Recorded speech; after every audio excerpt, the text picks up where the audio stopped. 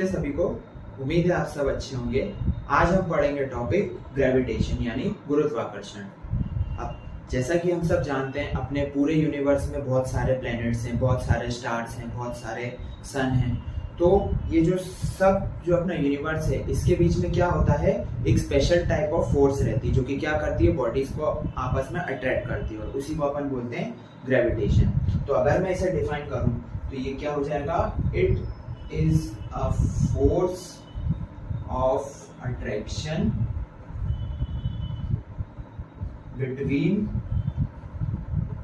any two bodies in the universe। यानी universe में bodies जो है वो एक फोर्स ऑफ अट्रैक्शन प्रोड्यूस करती हैं और उसको बोला जाता है ग्रेविटेशन। अब ये कहाँ कहाँ हो सकता है, ये हर कहीं होगा यूनिवर्स में, हर कहीं। अगर अपन बात करें स्पेस में तो सन है, सन के साथ जो प्लैनेट्स हैं इनके बीच में लग रहा होगा। जैसे अगर अपन और आ जाए, अगर अपने घर के अंदर आ जाए, क्लासरूम के अंदर आ जाए, तो चेयर, टेबल, ये सब क्या कर रही है, ये सब ग्रेविटेशन लगा रही है, यानी इनके बीच में फोर्स ऑफ अट्रैक्शन है। अब होता क्या है, आपने दो वर्ड सुने होंगे, ग्रेविटेशन तो आपने अभी सुन ही लिया है ना। अब एक और वर्ड आता है ग्रेविटी। तो अक्सर स्टूडेंट्स को ये कंफ्यूजन रहता है कि भाई ये दोनों एक ही चीज है या दोनों अलग अलग है ना। तो इसको समझते हैं। ग्रेविटेशन तो अपन ने देख लिया कि it is a force of attraction between any two bodies, कोई भी दो बॉडीज हो सकती हैं। तो ग्रेविटेशन जो है ना, अभी ग्रेविटी जो है क्या है, it is a special part of gravitation. यानी ये ग्रेविटेशन का जो ग्रेविटी है ना एक पार्ट है। तो चलिए अपन देखते हैं ग्रेविटी के बाद। चलिए तो शुरू करते हैं अपने अगले टॉपिक की बात, ग्रेविटी है ना। तो ग्रेविटी होता क्या है, मैंने जैसा बताया था, it is a special part और it is a special case of gravity है ना। तो ग्रेविटी जैसा ही, यानी क्या होगा, ये भी फोर्स ऑफ अट्रैक्शन होगा, बस चेंज क्या आएगा, ये जो फोर्स ऑफ अट्रैक्शन है वो किसके बीच में लगेगा, अर्थ और कोई भी बॉडी जो या तो उसके सरफेस पे या तो उसके सरफेस के पास है। तो अगर मैं इसे डिफाइन करूं तो क्या हो जाएगा, it is a force of attraction between, किस किस के बीच में, बिटवीन अर्थ एंड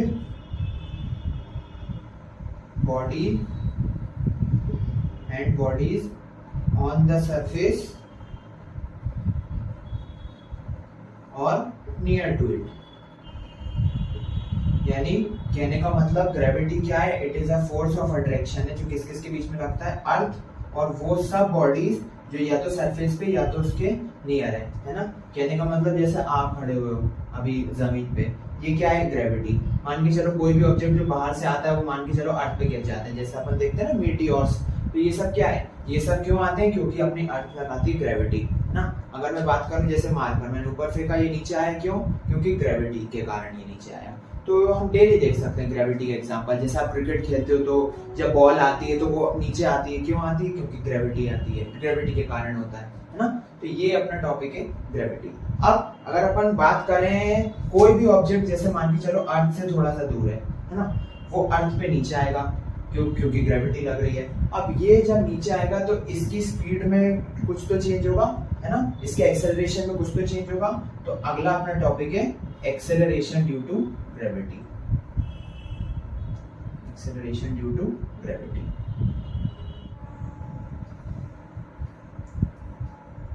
चलिए तो बढ़ते हैं अपने अगले टॉपिक की तरफ, acceleration due to gravity. Acceleration due to gravity समझने के लिए हमें सबसे पहले समझना होगा फ्री फॉल। फ्री फॉल क्या होता है ना। तो सबसे पहले अगर अपन देखें इसमें वर्ड है फॉल, तो क्लियर है, मतलब कोई चीज तो गिर रही है। तो अगर अपन बात करें अर्थ, अर्थ क्या लगाता है, ग्रेविटी है ना, देख चुके हैं अपन। अब क्या होता है, मान के चलो कोई भी ऑब्जेक्ट जो नीचे गिर रहा है अर्थ के सरफेस पे है ना। फॉर एग्जांपल ये बॉल ले सकते हैं, अब ये बॉल नीचे गिरी मान लो है ना। तो ये बॉल नीचे गिरी तो इसका जो मोशन होगा है ना, ये मोशन क्यों हुआ, क्योंकि ग्रेविटी के कारण। तो ऐसा फॉल, फ्री फॉल यानी ऐसा मोशन किसी ऑब्जेक्ट का जब वो सिर्फ और सिर्फ ग्रेविटी के कारण ही हो और कोई भी चीज उसमें लगनी नहीं चाहिए, तो वो क्या कहलाएगा, फ्री फॉल। लेकिन अगर मैं बात करूं, जैसे मैंने एग्जांपल दिया था बॉल का, बॉल को मैंने नीचे फेंका तो हुआ क्या था, बॉल में क्या लगा था, ग्रेविटी तो लगी, साथ में क्या आ गया, एयर का रेजिस्टेंस आ गया, है ना। तो ये फ्री फॉल नहीं हुआ। फ्री फॉल में क्या होता है, it is a motion in which body false freely only in influence of इसके कारण ग्रेविटी, यानी बॉडी जो है वो सिर्फ फॉल होनी चाहिए ग्रेविटी के कारण और कोई भी चीज उसमें नहीं होनी चाहिए, तो वो क्या कहा जाएगा, क्या कहलाएगा, फ्री फॉल। अब ऐसा कहाँ हो सकता है भाई, एयर रेजिस्टेंस तो कहीं भी होगी, आप अर्थ में कहीं भी कोई भी चीज फेंको एयर रेजिस्टेंस तो होगी। तो इसको अपन क्या कर सकते हैं, इसको अपन ये बोल सकते हैं कि ये वाला जो मोशन है फ्री फॉल, ये अक्सर कहाँ होता है, वैक्यूम में होता है, क्योंकि अपन जानते हैं वहाँ एयर तो होती नहीं है, तो वहाँ एयर रेजिस्टेंस तो होगा ही नहीं, है ना। तो ये कहलाता है अपना फ्री फॉल। बढ़ते हैं अपन एक्सेलरेशन ड्यू टू ग्रेविटी, है ना। तो एक्सेलरेशन ड्यू टू ग्रेविटी पढ़ने से पहले हमें ये क्लियर होना चाहिए कि एक्सेलरेशन होता क्या है। आपने पढ़ा होगा एक्सेलरेशन जो कि होता है change in velocity per unit time, है ना, change in velocity with respect to time, ठीक है। तो अब अगर अपन ग्रेविटी की बात करें तो काय की वेलोसिटी चेंज हो रही होगी, लॉजिकल बात है। अगर अर्थ है, कोई भी ऑब्जेक्ट अर्थ की तरफ मूव कर रहा है तो उसमें क्या आएगा, चेंज इन वेलोसिटी होगी, है ना। क्या होगा, उसकी वेलोसिटी बढ़ती चली जाएगी, और किसके रिस्पेक्ट में बढ़ती चली जाएगी, टाइम के रिस्पेक्ट में बढ़ती चली जाएगी। तो एक्सेलरेशन ड्यू टू ग्रेविटी क्या होता है, it is a acceleration produced by a free falling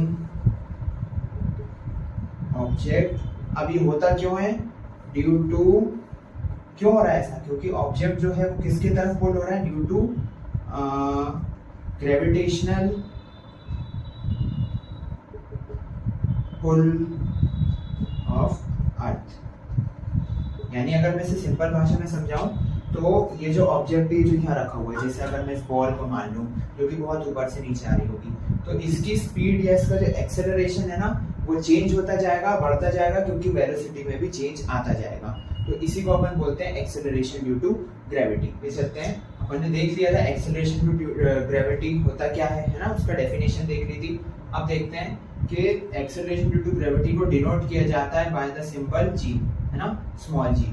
और स्मॉल जी जो है उसकी वैल्यू कितनी मानी जाती है, 9.8 मीटर पर सेकंड स्क्वायर, ठीक है। अब कहीं कहीं पे राउंड ऑफ भी कर दिया जाता है, इसका राउंड ऑफ 10 है ना, तो कहीं कहीं पे राउंड ऑफ भी कर दिया जाता है, ठीक है।